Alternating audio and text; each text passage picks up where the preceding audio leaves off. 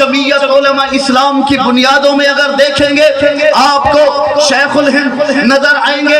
یہ کون شیخ الہند ہیں؟ جو شیخ الہند ہندوستان کے بہت بڑے شیخ بھی ہیں اور دارالعلوم دیوبند کے پہلے طالب علم بھی ہیں۔ دارالعلوم دیوبند کے شیخ الہند سب سے پہلے شیخ الحدیث بھی ہیں اور کفر کے سامنے ڈٹ کر کھڑے ہونے والے بھی ہیں۔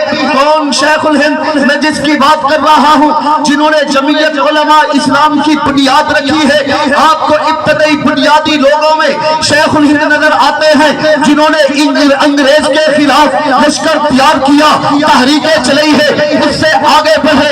قاسم العلوم والخیرات مولانا محمد قاسم نانوتوی جو بانی دارالعلوم دیوبند ہیں، جنہوں نے شاملی کے معرکے کو گرم کر دیا تھا۔ سید احمد شہید کی قربانی کو دیکھیے، شاہ اسماعیل شہید کی قربانی کو دیکھیے، ان کی قربانیاں بالا کوٹ کی پہاڑی پر بڑی قبریں آج بھی چیخ چیخ کر کہتی ہے یہ حق والے لوگ تھے، وہاں آج بھی لوگ جاتے ہیں، انہیں اللہ کے فضل سے نورانیت اور فیض حاصل ہوتا ہے، ان کی قبریں وہاں موجود ہے، پوری دنیا کو انہوں نے سامنے رکھا۔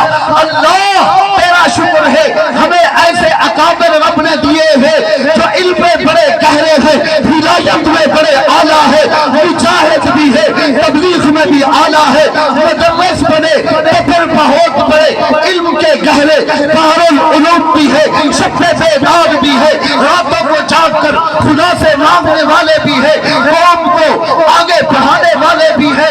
ہاں ہاں، ان سے آگے بڑھ کر دیکھیے شاہ عبدالعزیز محدث دہلوی کو، جنہوں نے انگریز کے خلاف فتویٰ دیا تھا، جنہوں نے انگریز کے خلاف تحریک چلائی تھی۔ ہاں، ہمارے اکابر علماء دیوبند نے اسی فتوے کی بنیاد پر، اسی فتوے کو سامنے رکھ کر تحریکیں چلائی ہے، کفر کے خلاف تحریک چلی ہے، انگریز کے خلاف تحریک چلی ہے، محمد رسول اللہ کے دشمن کے خلاف تحریک چلی ہے۔ اسی تحریک کو چلانے والے علماء دیوبند ہے۔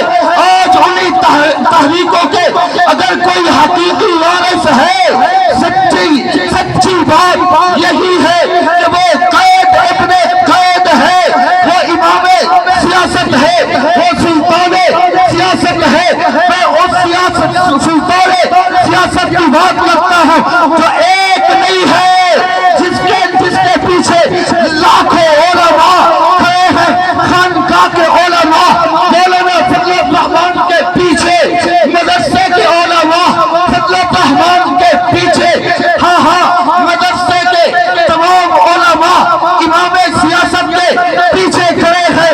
انشاءاللہ اللہ نے زندگی دی، وہ دن ضرور آئے گا جب سیاست میں سلطان کی قیادت میں اسلامی نظام کو انشاءاللہ ریز کر کے تم لیں گے، باطل کی ہر سازش کو ناکام بنا کر دکھائیں گے۔